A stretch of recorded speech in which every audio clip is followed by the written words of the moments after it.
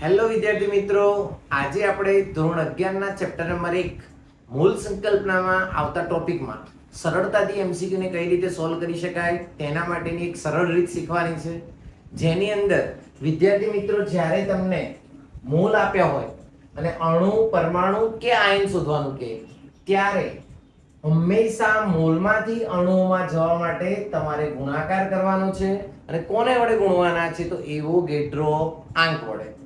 ત્યારબાદ મૂળમાંથી જો તમને કદ શોધવાનું કે તો પણ તમારે મલ્ટીપ્લાય કરવાના છે. કેટલા વડે કરવાના છે તો 22.4 વડે. અને જો તમને મૂળમાંથી વજન શોધવાનું કે તો તમારે મલ્ટીપ્લાય કરવાના છે, પણ કોના વડે તો આણ્વીય દળ વડે. આ જ રીતે જો તમને એક્ઝામમાં અણુઓ આપ્યા હોય અને તમને મૂળ શોધવાનું કે ત્યારે તમારે ભાગાકાર કરવાના છે. કોના વડે તો એવોગેડ્રો આંક વડે.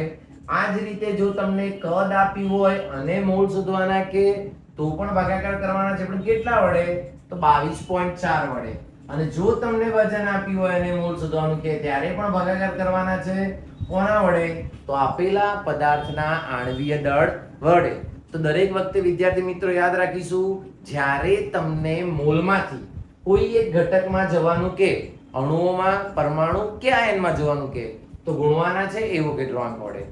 કદ શોધવાનું કે તો ગુણવાના છે 22.4 વડે, જેને એસટીપીએ કદ કહે છે. અને વજન શોધવાનું કે તો તેને એના આણ્વીય દળ વડે ગુણવાના છે.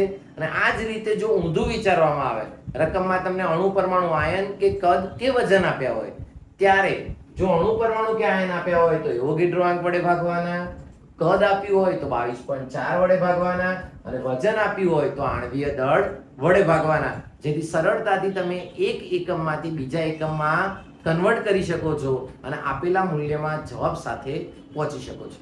Thank you.